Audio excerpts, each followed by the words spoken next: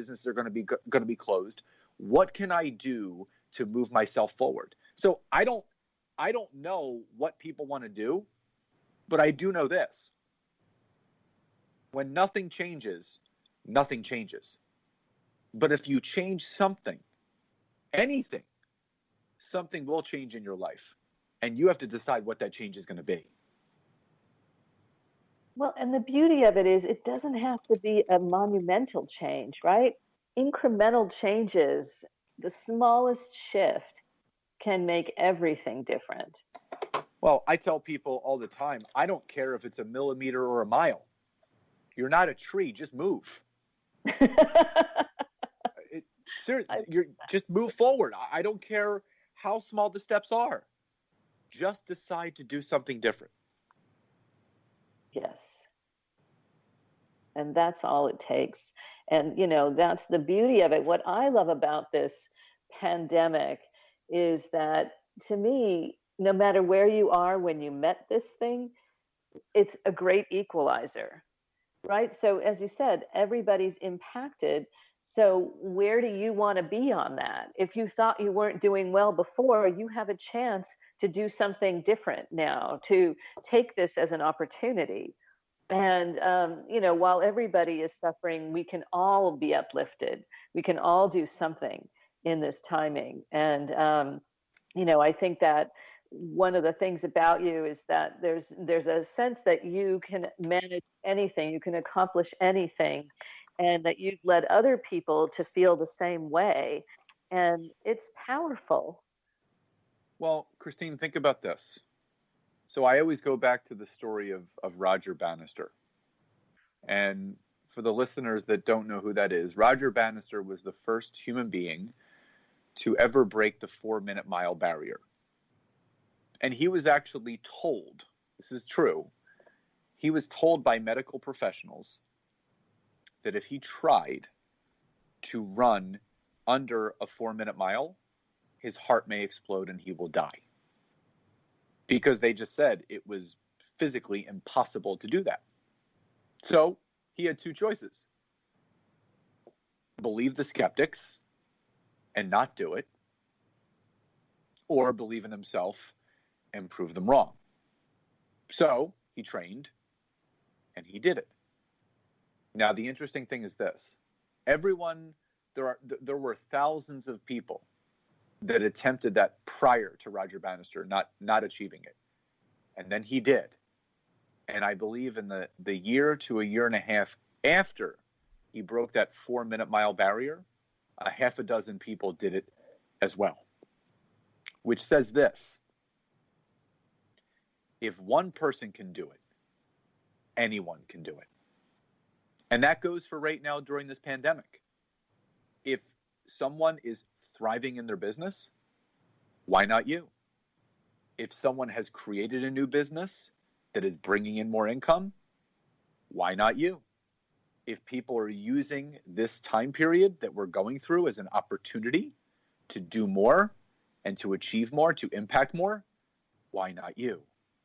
So if someone out there right now is doing something good, is achieving something great, and is truly impacting people in a meaningful way, why not you?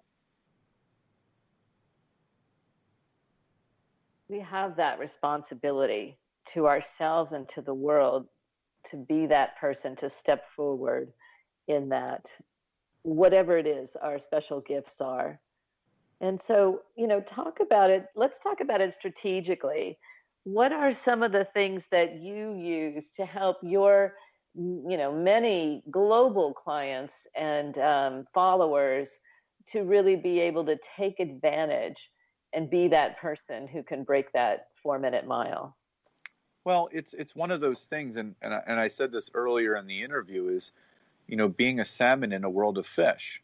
And this goes back to why I was thrusted into this role that people now consider me a human connection expert and this LinkedIn guru. I mean, I don't consider myself an expert or a guru in any way, shape, or form. I think people coin those that have impacted a lot of people. That it's just the lives that I was able to touch.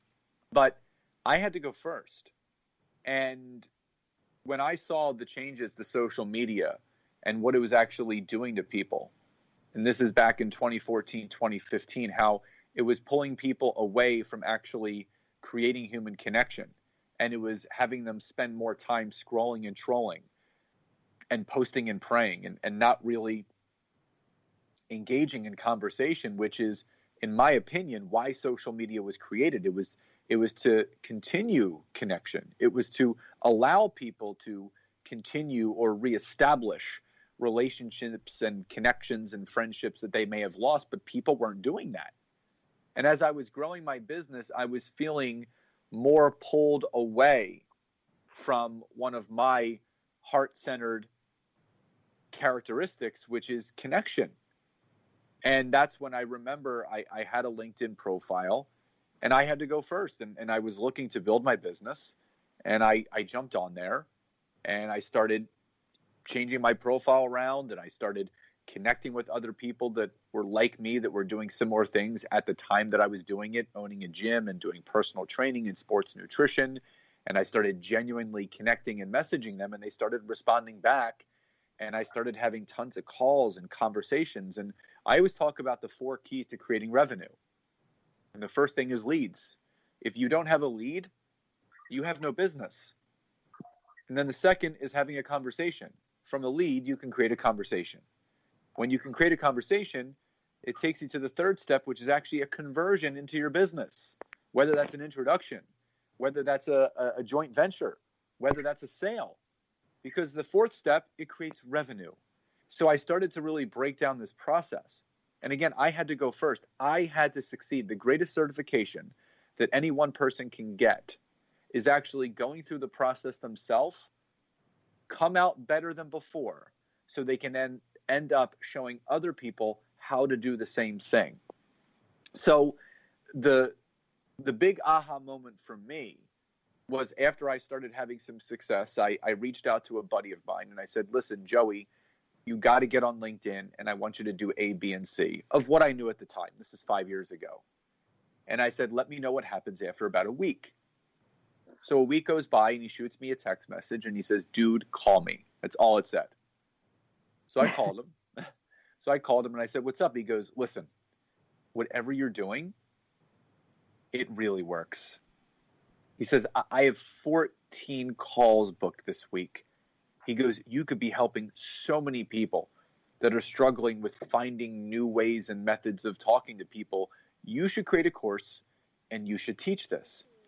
So then I started to really think about the premise of why businesses are created.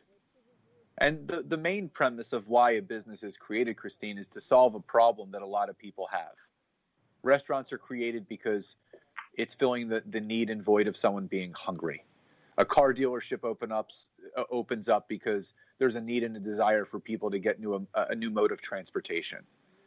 I created my business because there was a need and a desire and a want for online business professionals to learn how to create a new network, how to have new conversations of like-minded people to better their business and better their brand.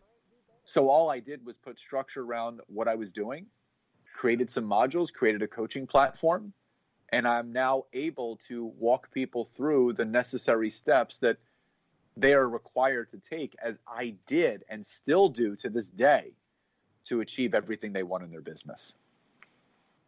Well, it is powerful stuff, and nobody does it with more heart and authenticity than you. And you really are heads above most of these people who claim to do what you do so well. And everyone who's listening, you can find Scott at linkedleadsgeneration.com and scottaaron.net. That's AARON.net.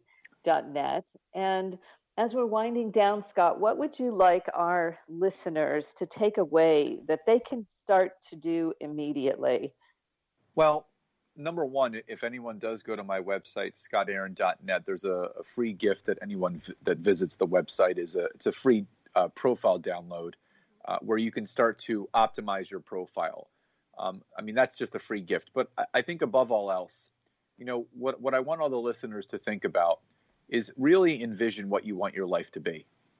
As kids, we dreamt all the time about certain things, where we wanted to travel to, the kind of car we wanted to drive, the job we wanted to have, the life that we wanted to live. And then we get into the monotony of life after college or wherever it is, and you get into this normal 9 to 5 and you're clocking in and clocking out, and you stop dreaming.